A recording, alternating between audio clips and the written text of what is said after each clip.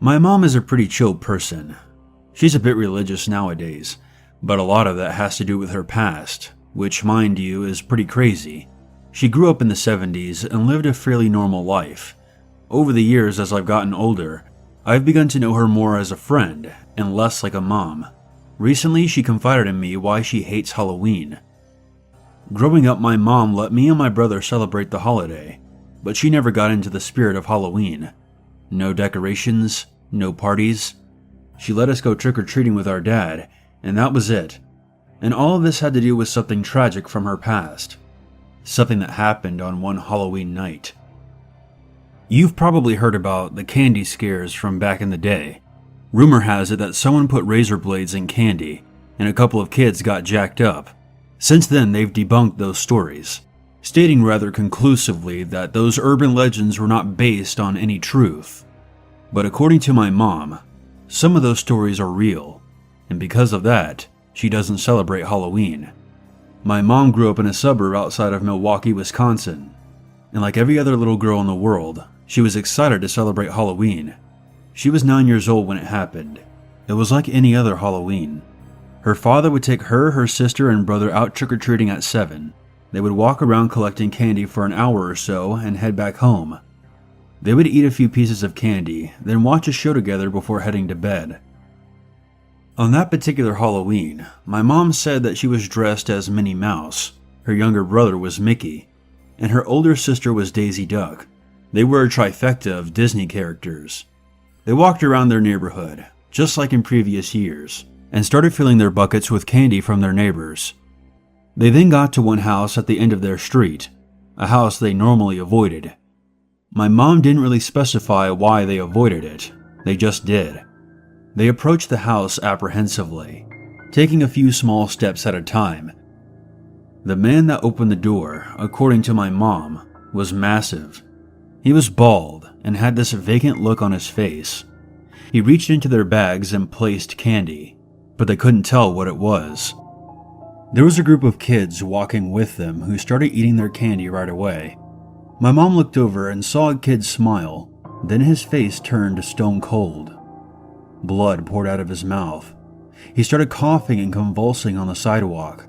My mom reached down to help him, but he just spat blood on her. She said he kept doing this until her costume was covered in it. He tried to speak, but he was unable to. He opened his mouth, and his tongue fell out, right there on the sidewalk. To this day, Mom turns white as she tells the story, the blood draining from her face. My mom said everyone around them started screaming. They were looking for an adult, someone to intervene in the situation, but it was just the few of them standing there. Then another kid started coughing a little further down the street. It was the same thing as before.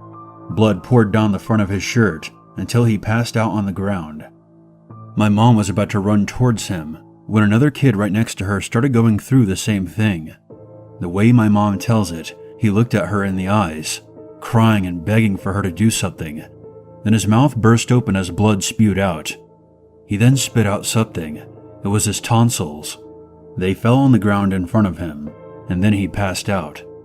I find this hard to believe, but according to my mom, what happened next was the most terrifying thing to occur. 4 or 5 more kids started vomiting blood. She then looked at her brother. His mouth cracked open, and blood came trickling out, staining his Mickey Mouse costume red. She screamed and wrapped her arms around him, both of them now soaked in blood. His head then snapped backwards. The weight of his body was too much for my mom, so she had to let him drop to the ground.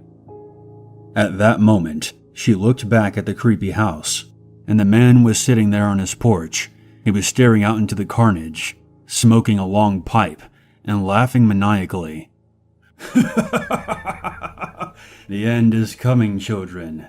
The end is coming. Although my mom thought no police or adult saw what was going on, she was wrong. Shots rang out in the night, and the man on the porch fell to his knees. In seconds, he was surrounded by police, who cuffed him and kicked down his door. Mom stood there on the sidewalk, watching it all happen. They recovered a lot of interesting items from his house. His basement was full of various torture devices. They found hundreds of Polaroid pictures all over his house of children and teenagers. They then found a bowl full of chopped up razor blades. Turns out the man in the house was chopping up razor blades and putting them into candy. Some of the pieces were large, others were fairly small. The end result, however, was the same. My mom said she threw away all the candy she collected that night. Her brother, my uncle, survived. To this day, he has a bit of a speech impediment, and he says that's just how his tongue works. My mom tells me that he has blocked out the memory of that Halloween night, and rightfully so. I'm surprised she ever let any of us participate in the holiday. As a young kid, I do remember my mom checking the candy before we dug in. She said to me, "I don't sleep at all on Halloween. I'm up half of the night thinking about that man on his front porch and the kids who spat out their tongues. I don't think I'll ever unsee that." We survived Halloween this year as we normally do, but when my mom told me that story, I couldn't help but think a bit differently about the holiday.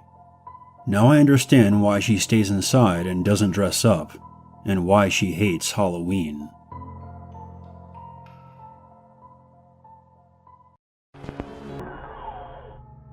When I was 13, my mom and dad let me go trick-or-treating for the first time without any supervision. All these years later, I can still remember how psyched I was that I was allowed out on my own for the first time. But little did I know, it would prove to be my first and last time trick-or-treating on my own. So at around 5:30, me and a few of my middle school buddies all got together and started walking from house to house. But we were faced with something of a problem. Some of the fancier houses, the ones with spookier decor, were so jammed up with kids that some had literal lines forming down the driveways. So, not wanting to line up for our candy, we figured we'd be smart and knock on the houses that no one else was knocking at. This was not a smart idea for obvious reasons, as the houses with no decorations sometimes just tell you to get lost or pretend not to be home at all. Anyway, we knock on this one house, and instead of getting some grouchy grown-ups, some kid the same age as us answers the door. We didn't recognize him from school or from hanging around the neighborhood, so we're kind of confused, like, trick or treat? All before the kid just slams the door in our face. Feeling suitably rejected, a few of us go to just walk back down the driveway, but one of my friends is like, "Nah, screw this kid," and knocks on the door again. The kid answers and my buddy sings, "Trick or treat," before striking this dumb pose as if to be like, "Screw you." The kid then absolutely explodes and screams like, "You knock on my house again, and I'll kill you," before slamming the door again. Again, most of us are like, "Dude, let's just go." But this one friend of mine is basically like, "Oh, it's on." Shoves his finger into the house's doorbell and keeps it there, resulting in this long, solid brr sound. Even over the buzzer, you could hear the kid running back towards the door from the other side. Only this time when he opens it up, he has this huge, gnarly-looking blade in his hand, like a sacrificial dagger in design, but at least the length of his forearm. As soon as we see it, we just bolt up the driveway and out into the street, but I kid you not, this kid follows us. We managed to maintain a steady distance between us as we ran, and the kid wasn't all that fast of a runner. But in all of our dumb costumes, we couldn't run as fast as normal, so we're in serious danger of maybe tripping, falling, or just slowing down enough for this psycho knife kid to catch up to us. I think the worst part was when we saw some lady taking out some trash and we ran to her for help. She just looked at us like we were playing a prank, and then when she saw the knife, she just bolts back indoors too.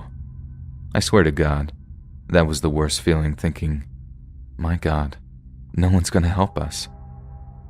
Then, I remember seeing the fastest of us like swerving over to some house on one side of the street we were running down. Then, only when I got a little closer did I realize he was bolting into an open garage. We all follow, and we managed to pull the manual door down just in time to shut out the knife kid, who then starts kicking the garage door. This summons the homeowner into the garage, who's obviously like, "What are you doing here?" But once we explain the situation, The guy runs off to call the cops. We're still in the garage, shaking and panting, still terrified the kid is going to break into the guy's home somehow. But the next time the homeowner reappeared in the garage, he has his cell phone in one hand and a gun in the other. Only then did I actually start to feel safe. Like I'm not even a gun guy or anything like that, but I saw that thing and just thought, okay, if the kid gets in, he's done. And in the moment, that actually calmed me down. Kinda scary that it did, but we move on. Anyways, the cops showed up pretty quick, which meant we had the pleasure of watching that stupid psycho get slammed into the pavement. Kind of a sad story in a way because we heard the kid was super neglected by his parents and that he had a bunch of mental problems too. His parents used to leave him alone for weeks at a time because they traveled a bunch for work. Kind of like if Kevin from Home Alone had just suddenly lost his mind or something. I feel for the kid in a way, but honestly, he was lucky he didn't get shot, either by the homeowner or by the cops. And we all hate that kid to this day because, after that, we weren't allowed to go trick-or-treating until we were way too old for it anyway.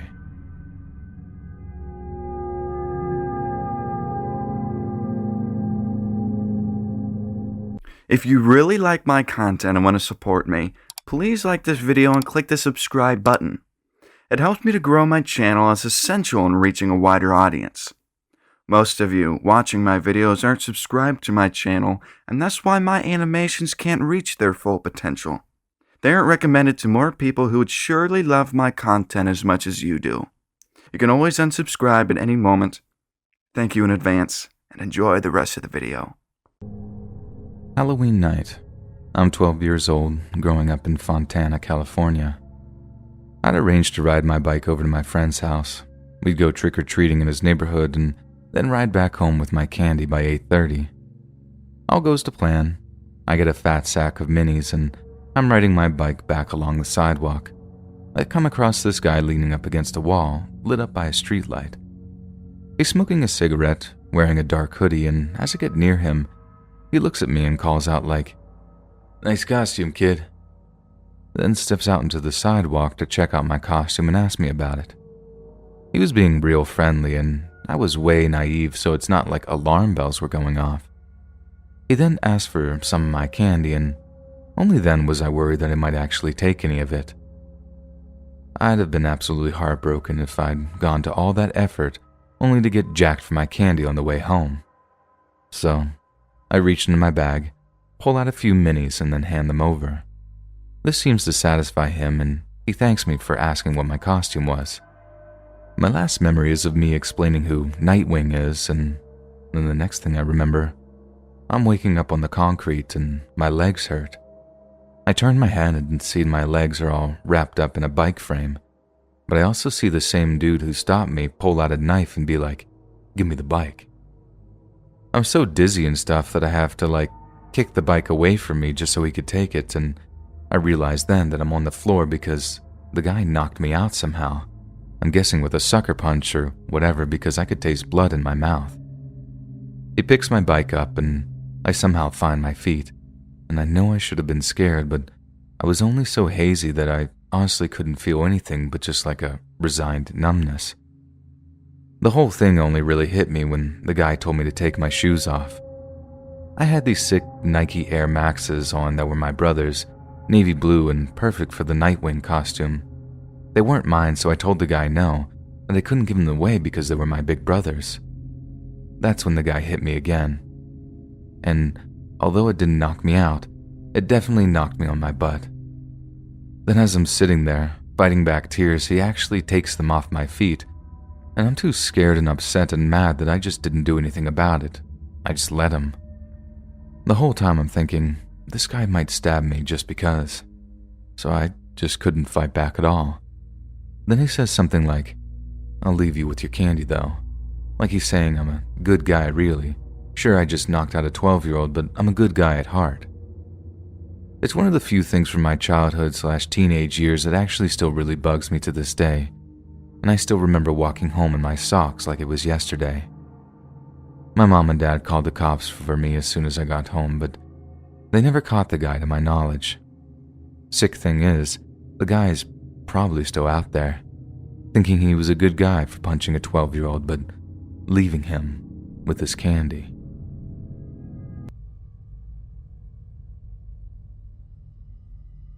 This happened on Halloween night in 2019.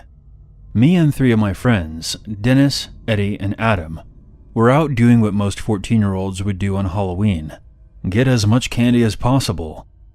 Afterward, we hung out at the bowling alley and played a few games there. I was the one in the group who stuck out like a sore thumb. Eddie and Adam were dressed in all black, donning skeleton masks, and Dennis was wearing a latex Michael Jackson mask. However, I was wearing a bright red and black Spider-Man costume. This will be important later on, so just keep it in mind. After we bowled a few games, we decided to go to another nearby neighborhood to prank a couple of people we knew. Not anything dangerous, we would just knock on their door and scare them.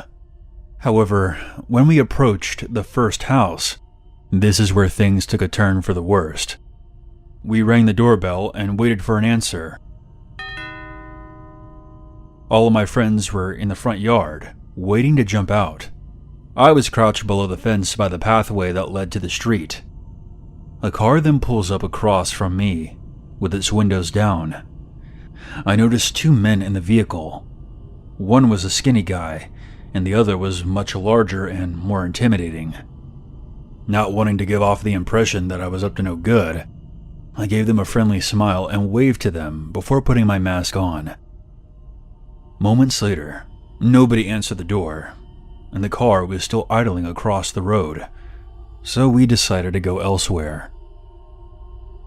We made our way further up the street and noticed that the car started moving again, keeping pace with us but maintaining its distance.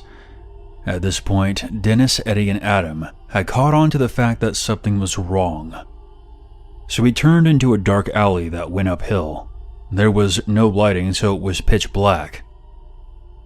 About halfway up, we looked behind us to see if we were still being followed. What we saw sent a sharp feeling of dread up my spine. The larger man was marching up the alley. We took off down the alley and made it to the other side and started down the hill and into another neighborhood to avoid the men.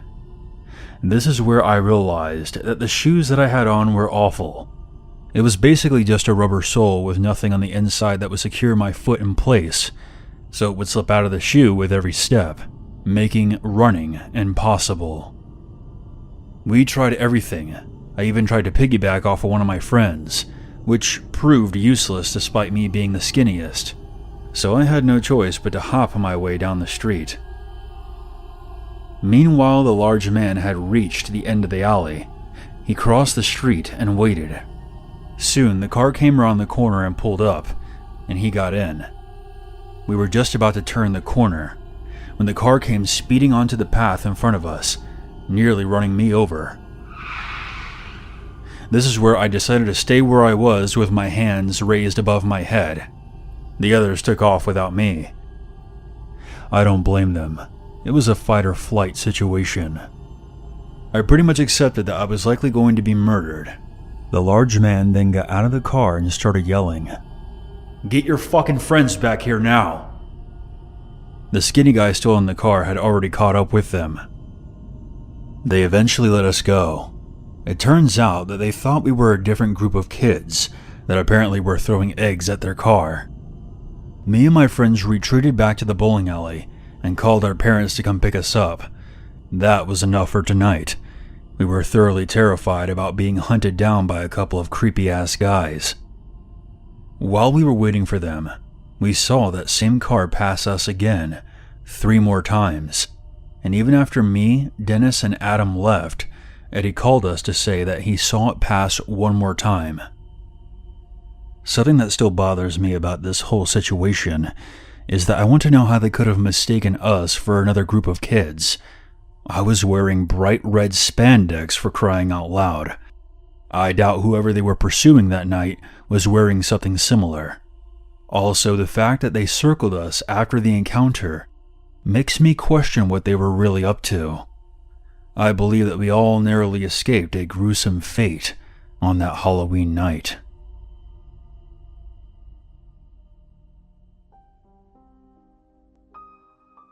This happened on Halloween night a few years back. It was a chilling 60 degrees out that night, but it was still nice enough to have the windows cracked while cruising down the road. Me and my girlfriend, who's now my wife, wanted to do something scary to get ourselves in the Halloween spirit. So after doing some research online, we discovered an abandoned Girl Scout camp on the outskirts of town.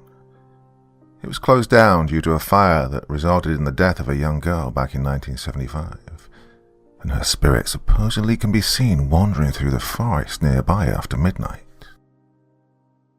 Around 11:30, we packed up and headed out. I knew that homeless people sometimes like to camp in the cement structures to get out of the weather, so I made sure to bring my metal baseball bat. There were 8 of us in total, myself, my girlfriend, and 6 of our friends. We drove 3 separate cars there. On the way there, I noticed a white cargo van parked under a bridge next to a lake, but I didn't think anything of it at the time. We eventually turned down the secluded road that led to the forest trail. We parked, exited our vehicles, and pulled out our flashlights, then headed down the path towards the old ruined building.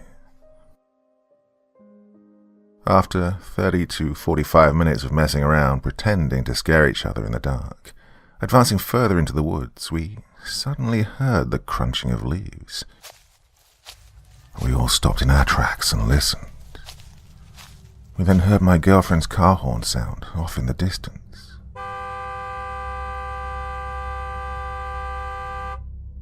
Well, it occurred to me that I'd left her windows cracked, and someone was now reaching into the car and activating the horn. Well, after the initial shock, we all began sprinting back.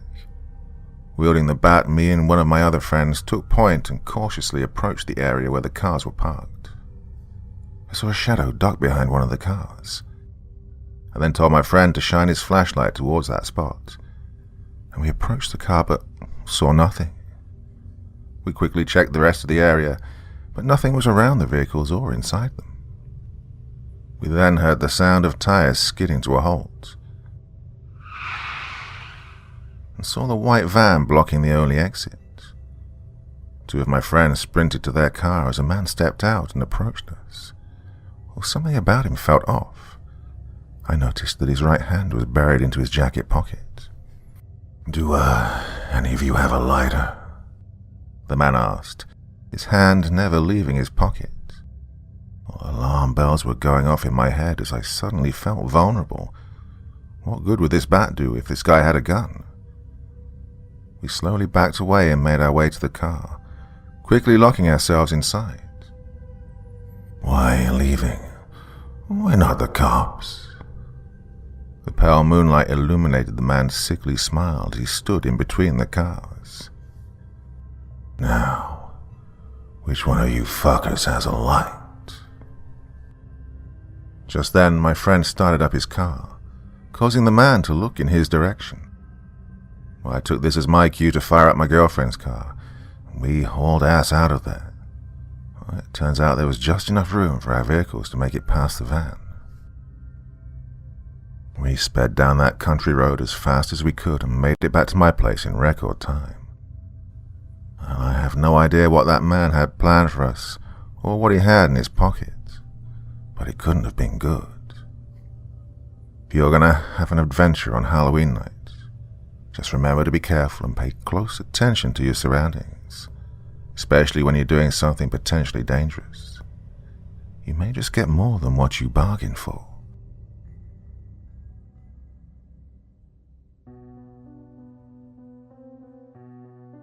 Me and a friend of mine who I'll call Josh and a couple of our friends went to a Halloween party on October 30th of 2018. We all decided to go as characters from the Purge movies.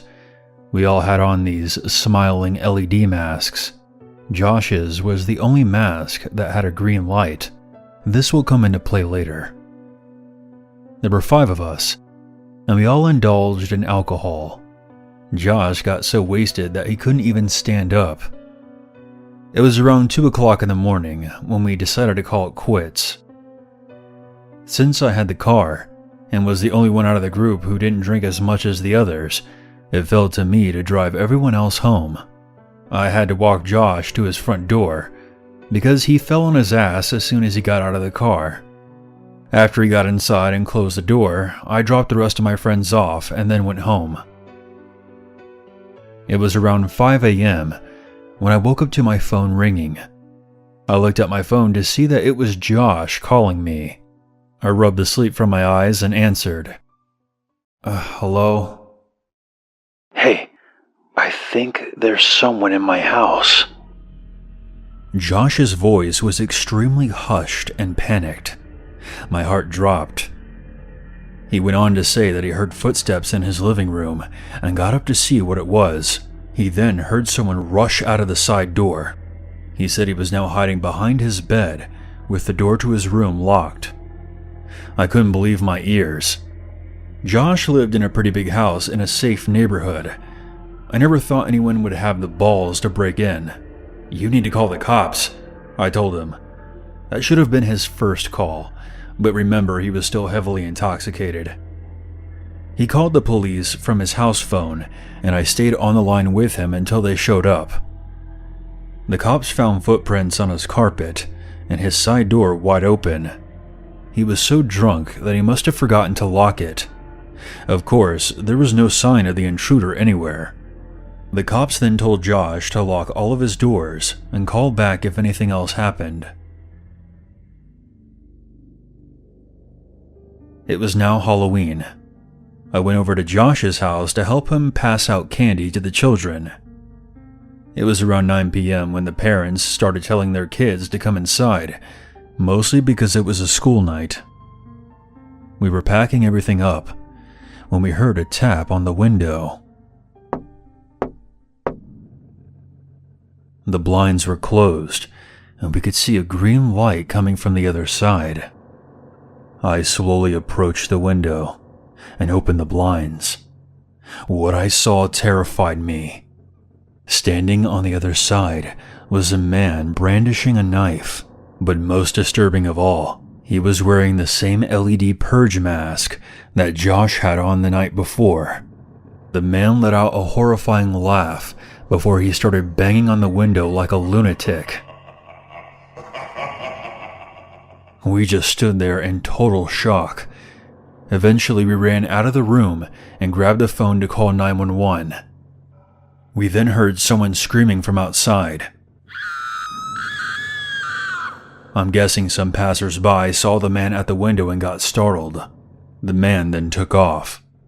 When the cops got there, the only description that they could give was that he was wearing a green light-up purge mask. As far as I know, the guy was never caught. The moral of the story is that you should make sure your doors are locked at night.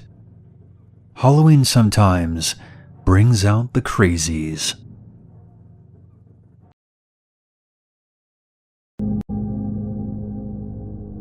So I don't know if y'all remember, but in 2015, Halloween fell on a Saturday. I was 14 back then, first year of high school, and it turned out to be the last time we ever went trick-or-treating, so I'm glad we made the most of it. And we made the most of it by organizing a trick-or-treat sleepover party, i.e., we'd all get together, go trick-or-treating, then head back to our friend's place for the sleepover. So on Halloween night, we got given a curfew of 9:30, and we intended to use this spare time for something a little less wholesome. We planned to trick-or-treat until like 8 p.m., then after that, we'd head over to our high school. Why visit high school on a weekend, I hear you ask? Well, we knew the older kids had a place they'd sneak off to smoke cigarettes, and we heard they kept a stash of nudie magazines somewhere around the same spot. And before you start going off about who has nudie magazines in the age of the internet, I got 2 words for you. Parental locks. Anyways, we head down there, start rustling around the bushes looking for the mags when one of my buddies walks off to find somewhere to pee. He comes back a minute or so later with this horrified look on his face like, run. Seeing that look on his face, we didn't ask any questions. We just ran as fast as we could until we were back under the relative safety of some nearby streetlights. We all stood there, panting as our buddy struggles to get out that he told us to run because when he was peeing, he looked around and saw some guy watching him go, and the guy was doing stuff to himself. We all accused him of trying to pull a prank on us at first, but in hindsight, I think it was more that we didn't want to believe that it was true, as opposed to us actually not believing him. Like, yeah, we pulled pranks on each other all the time, but nothing like that. And besides, you could just tell from his reaction that he wasn't kidding. We weren't exactly the best actors, and if this whole act was just a performance, it was Oscar winning. So, as much as the official line was that he was trying to just scare us, we all had our suspicions that he was telling the truth. Like when one of us suggested that we go back because he'd probably just spooked himself somehow, he was adamant that we just go right back to the sleepover. I mean, he told us he'd walk back to our buddy's house alone if that was what it took. Anyway, it was pretty intense, but we moved on from it pretty quickly. Even the kid who apparently saw the guy just did his best to forget about it. Amazing how easy you can compartmentalize stuff at that age. Then, like a year later, the following summer, a kid goes missing 2 towns over. It was a whole thing. Missing posters and TV appeals, and I remember feeling so bad for the family.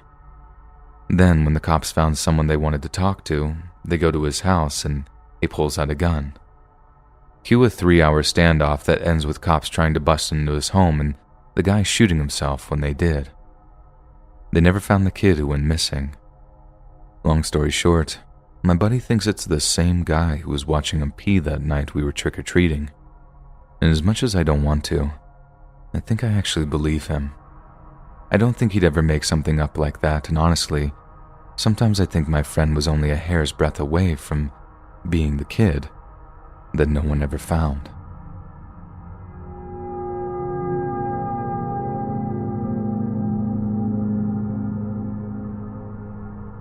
About 10 years ago now, I was living in my first real apartment, and it was Halloween night. I lived on the ground floor, and we had a bunch of neighborhood kids walking around the complex, going from apartment to apartment and collecting candy. It was kind of annoying after a while, I'll be honest. I was trying to play Modern Warfare 2, and getting up every 5 minutes to give out candy was seriously messing with my KD. So in the end, I just put the bowl of candy outside with a little sign that said, "Help yourself," and then went back to gaming. About a half hour goes by with no knocking, so I'm pretty pleased with this until, out of nowhere, I hear someone knocking on my apartment door. I figured some kid had just stole the entire bowl, and here was the next set of kids wondering if they could get some candy. Either way, I'm thinking like, nope, not answering it. But whoever it is keeps knocking over and over again like they're just not stopping. So I get up and rummage through my kitchen to try to find something sweet to give the kids. Then when I head to the door, I open up to see that all the candy is still right there in the bowl. Well, most of it anyway, and the kids are still knocking. It's then that I look down and see this one kid, had to be maybe 7 or 8 years old, and he's holding one of his sneakers in his hand, standing on one leg, and there's this little drip, drip, drip of blood coming off his foot. Before I could even ask, one of the kids says like, "My friend hurt his foot. Could we have a Band-Aid, please?" Of course, I asked the kids to come inside, prop the one kid on a chair to see his foot. Turns out he stood on a nail or something that's gone right up through the sole because he has this perfectly round little poke wound that was bleeding something fierce. Now, I wanted to call 911, but at the same time I'm thinking, what if I burden some family with medical bills they can't afford? So instead, I ask if any of their parents are around, and the wounded kid says his dad was out in the neighborhood with them, but they don't know where he is now. I then ask the non-wounded kid to go find the wounded kid's dad and bring him to my apartment. Okay, they say, and off they go. In the meantime, I give the kids some candy, clean up their foot as best I can, and put wrap and gauze around the kid's foot. I know I'm not exactly an EMT, but I feel so bad for them.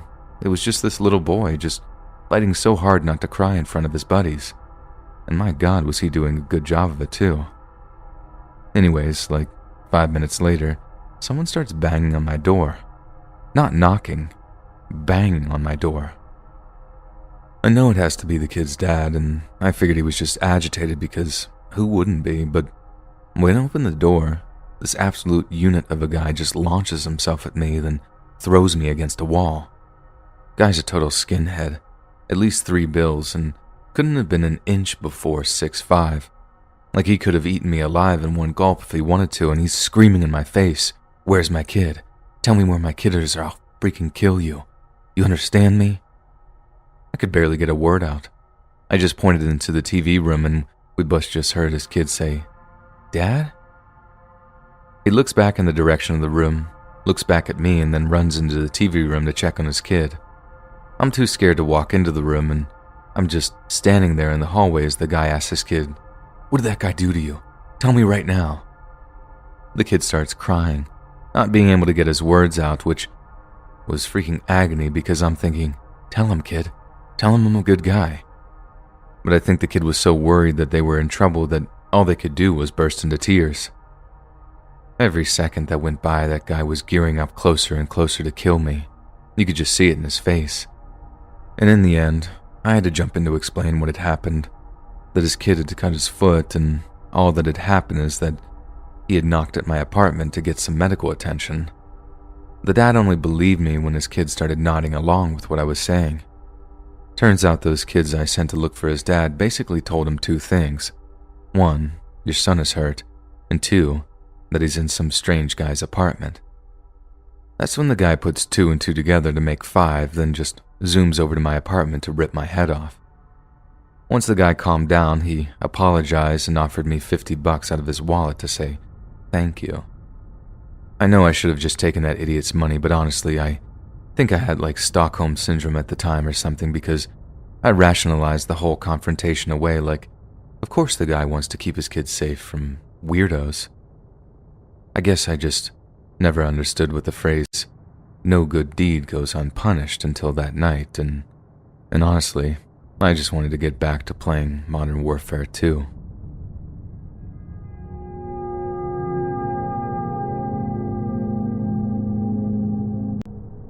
I used to do a lot of babysitting work in my teenage years, and one Halloween I got an offer good enough that I legitimately canceled my party plans.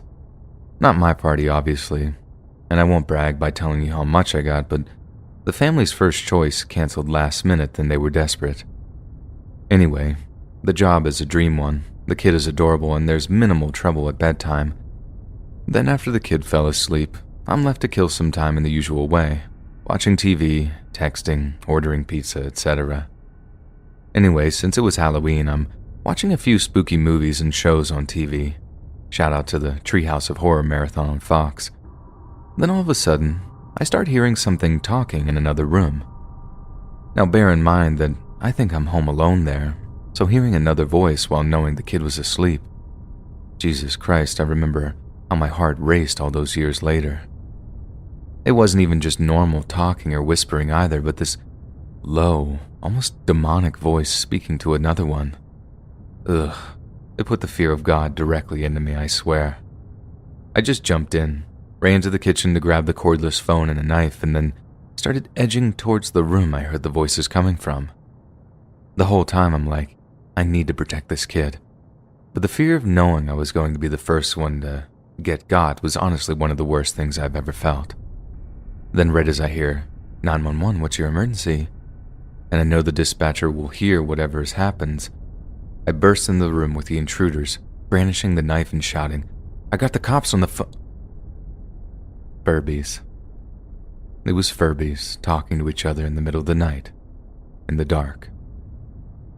I had to explain to the dispatcher that there had been a horrible mistake and that I was so sorry. I honestly thought that they'd be mad that I called for a false alarm, but the nice lady explained it's better to be safe than sorry, and then hung up. Definitely the single scariest thing that's ever happened to me on a babysitting job, and yes, I am embarrassed. But I'll never forget that feeling of vulnerability and still knowing I had a responsibility to protect someone. Anyway, it all worked out in the end because I admitted the whole thing to the kids' parents when they arrived home, just in case the cops called by to warn them about the calling. They didn't, obviously, and I was just paranoid they would and that I might end up losing any future work from these two. Luckily, they were actually kind of impressed that I'd protected their daughter like that, and only ever called me in the future when they needed someone to babysit. So, all's well that ends well, I guess.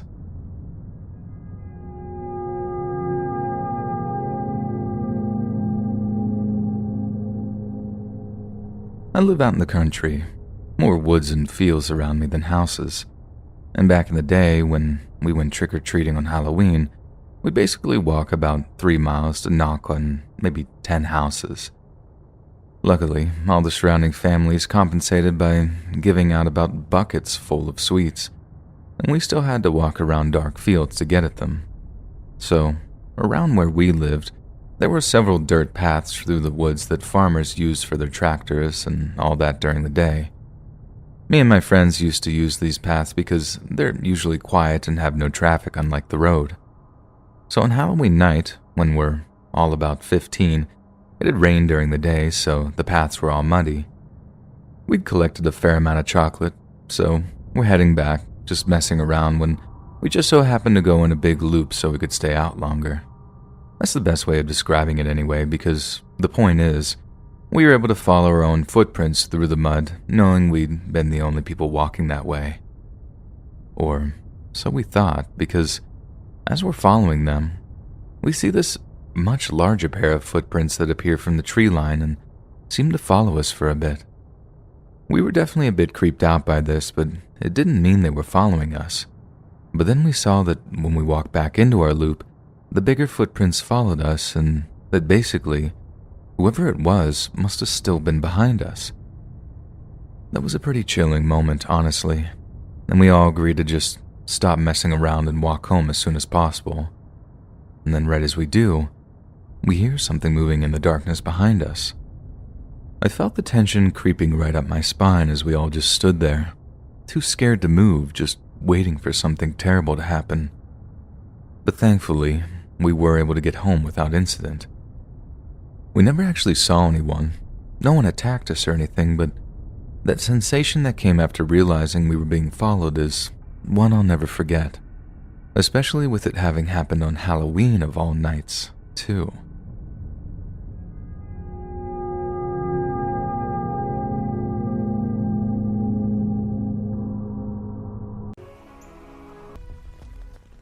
I am 23 years old now, but I still remember this experience.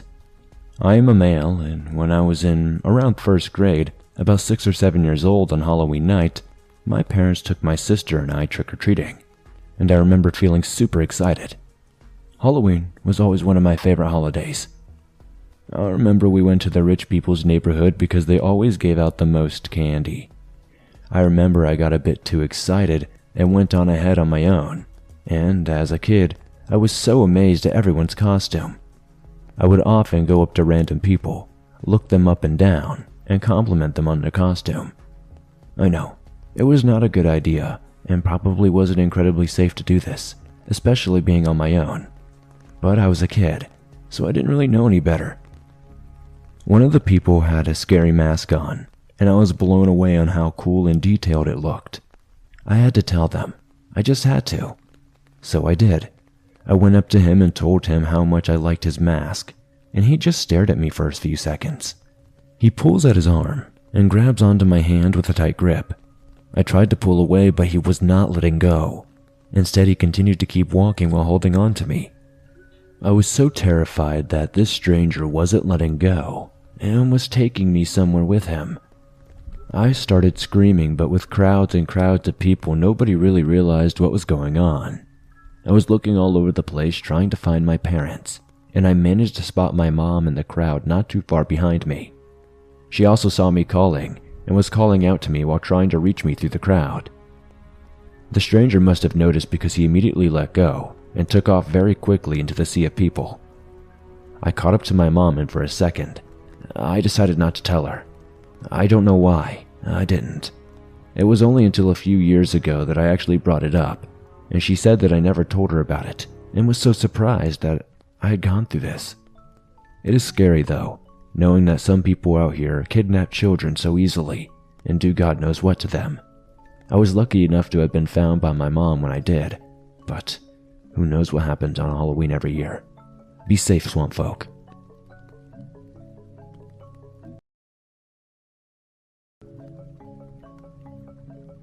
This happened on Halloween of 2019. My friends and I were feeling the spooky vibes of the month and wanted to do something fun and exciting to satisfy our thirst. Being the dumb college students that we were, we decided on exploring somewhere allegedly haunted in the hopes of seeing some genuine paranormal activity. Since we're from Illinois, the popular destination of Bachelor's Grove Cemetery immediately came to mind, and it was settled upon. Once the sun had set and night had fallen, we made our first move, sneaking into the cemetery after it had closed to get the full experience without having to worry about any other visitors. I must admit, I always wanted to do something like this before, but it was genuinely terrifying. I was kind of afraid of what might be waiting for us in that cemetery so late at night. Stories always circulated around from the various apparitions people had encountered here, the different sounds that chilled them to the bone, and so on. Anyway, all of this was festering inside of me well before we started driving over to the cemetery sometime in the evening. It was a pleasantly long drive, but I wasn't really in the mood to think about anything else except for the potential horrors that roam the cemetery for all of eternity, or so they say. Coupled with the fact that we are going to be trespassing this entire time to get through in the first place, I was pretty nervous. My friends were apparently doing a much better job at keeping their fears in check, though. For the sake of the story, I'll call them Logan, Paul, and Eddie. The entire car ride there, they were laughing and joking around, seemingly not worried about what we would be getting into or what we might see. Looking back at the entire situation, I should have known that their optimism was a bad sign. No way we would have been able to explore this place without being the slightest bit nervous, but what's done is done.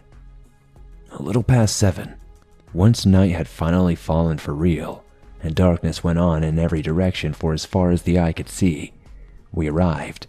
Parking in the main parking lot was out of the question, because we did some looking into it and found that in previous years, local law enforcement liked to wait there and catch any would-be explorers before they could even get inside.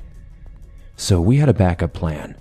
Since the actual cemetery was in the corner of a dense forest on all sides, essentially forming a square where all the roads would go around it, we were to park at some restaurant that was open super late and had a huge parking lot, all the way in the back, furthest away from the restaurant itself and closest to the road.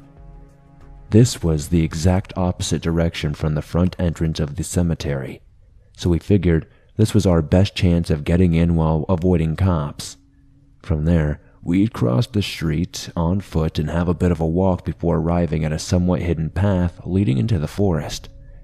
Taking this back path would take a bit more time to get to the actual cemetery itself, since these trees were particularly thick and dense, but it was well worth it when considering the alternative.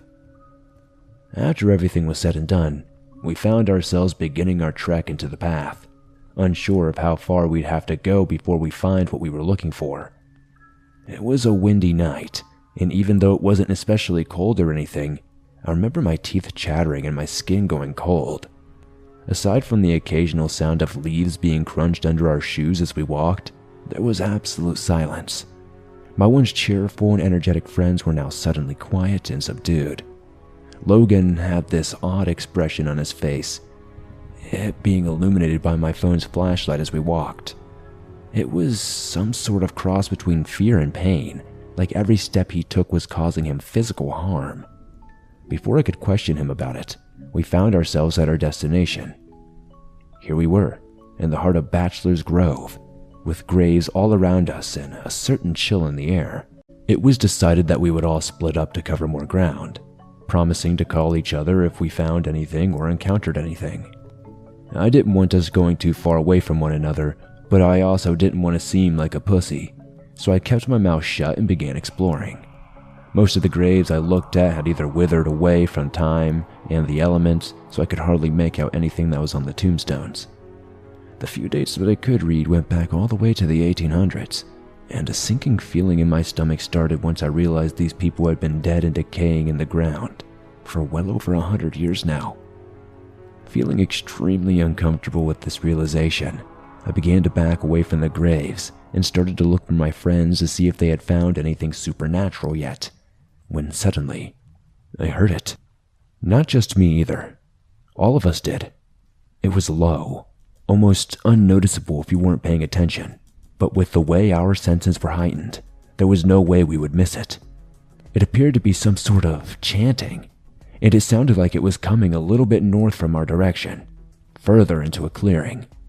I couldn't make any of the words out being spoken, or if it was even in English, but there was something creepy about the tone. Like it was religious, and the chanting was some sort of prayer.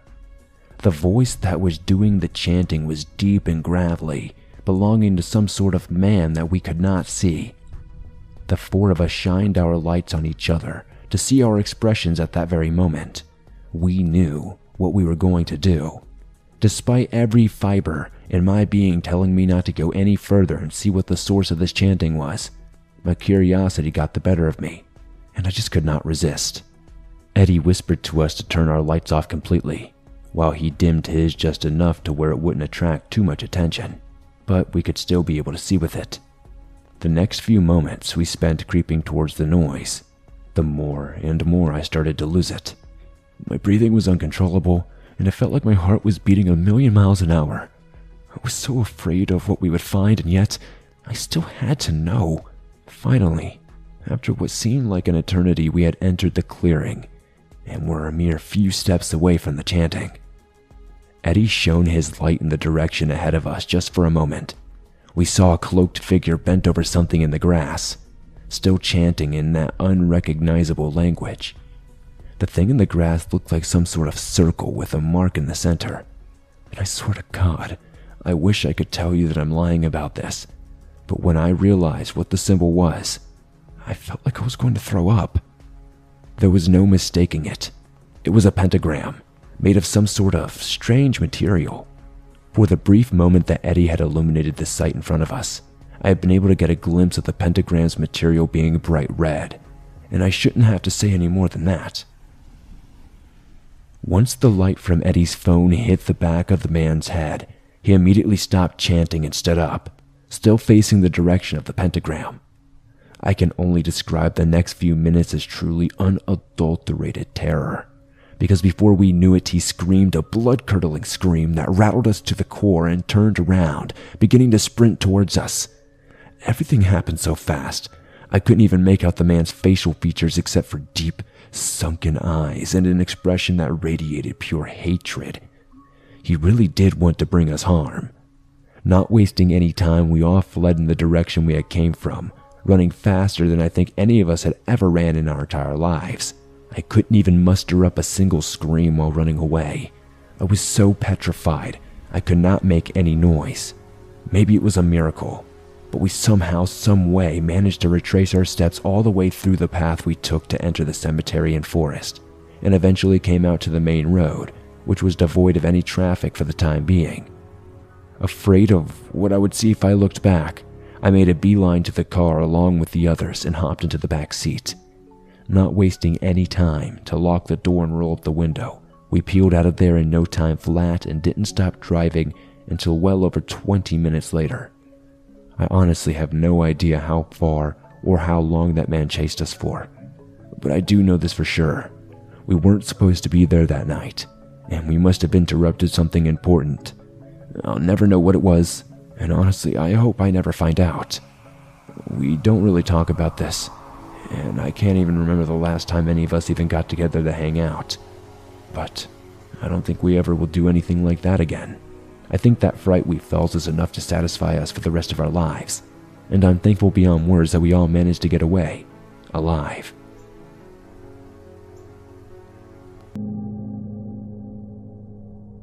I'm a male, 17, and this happened last year. Halloween was never my thing. I just didn't care about the holiday. I had planned on staying home, playing my video games, and eating pizza, but my friend somehow convinced me to go to a party at this kid's house, and I knew the kid from school. I'd seen him around a few times. I was told that there was going to be a bunch of kids from my school there, so I figured, what the heck? I can have free drinks, snacks, I can go hang out with friends and get away from my dad scaring little kids for a few hours. Totally worth skipping my normal tradition. My dad begged me to stay home and help him pass out the candy, but I just wasn't feeling it. I told him that I'd be home before midnight.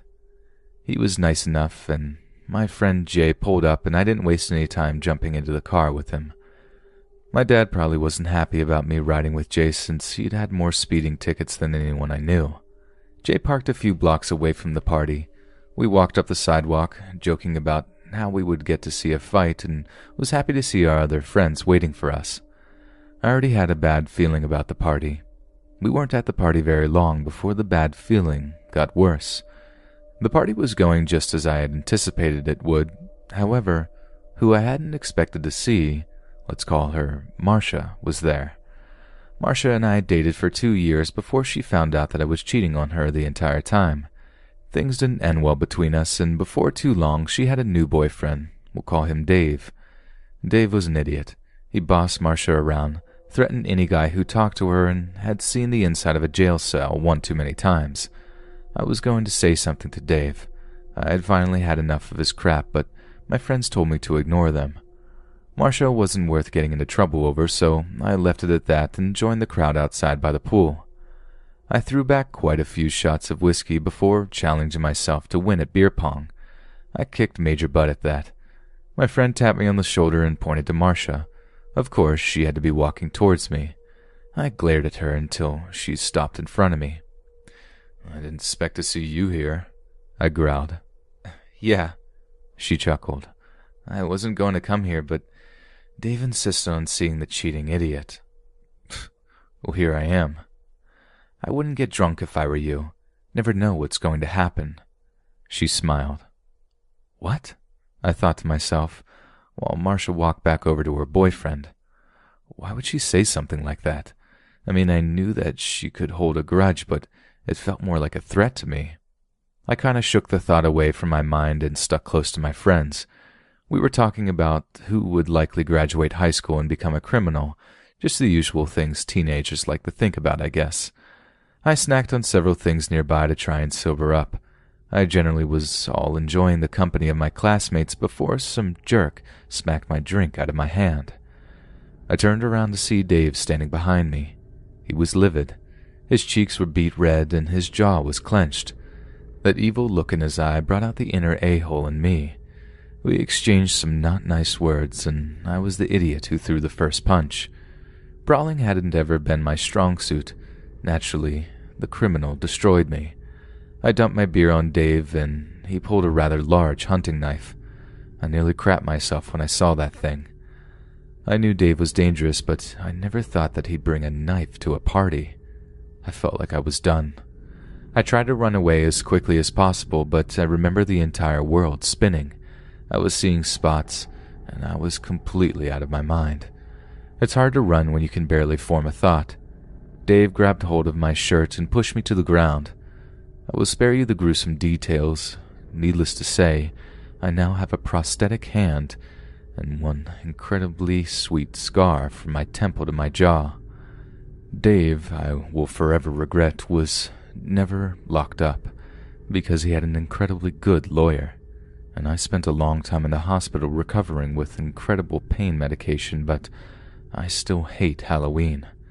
I hate Halloween, and I'm basically a decoration year-round, so no, I don't think that I'll think of Halloween the same. Halloween revenge. It's basically the best way to never get caught because there are a lot of other criminals roaming the streets on that night.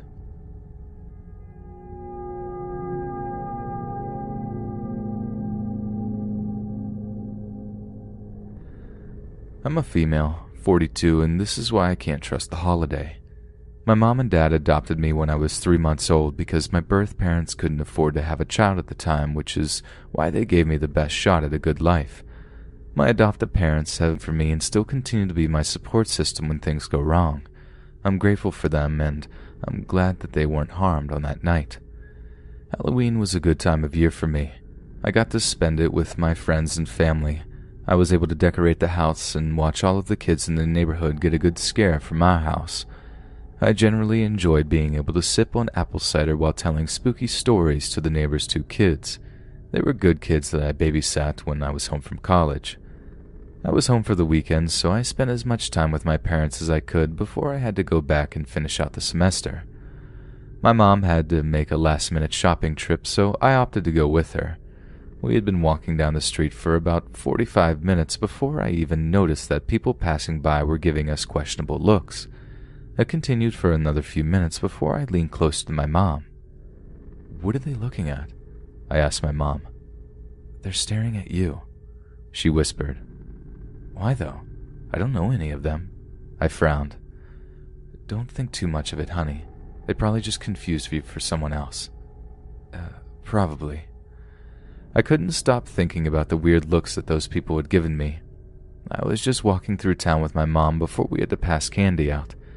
We grabbed lunch, finished our last-minute shopping, and headed home to get ready for the night to begin. The freaking sight that I went home to was bizarre. My dad had been watching the news and saw a picture of me.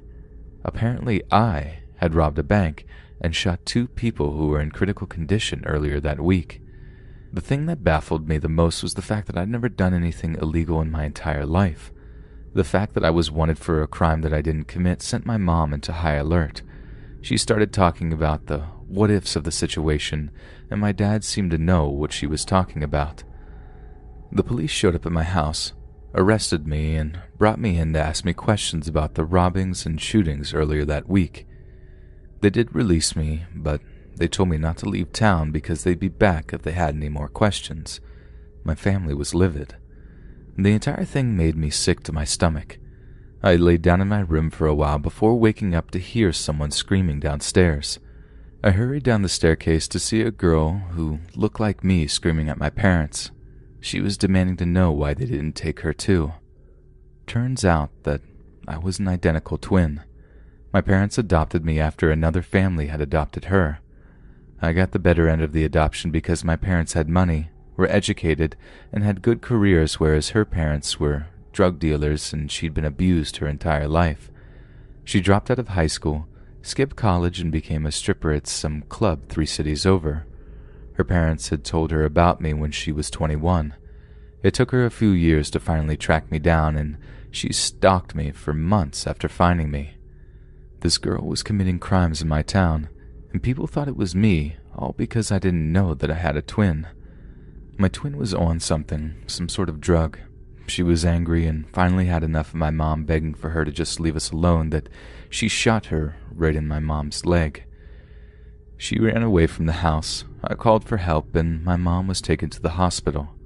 The police later arrested my sister for attempting to rob a convenience store a few blocks from my house, and she was charged for the crime she committed and sentenced with 30 years in prison. She writes me occasionally. She threatens my parents and myself because she still can't let go of the fact that I grew up with a better life.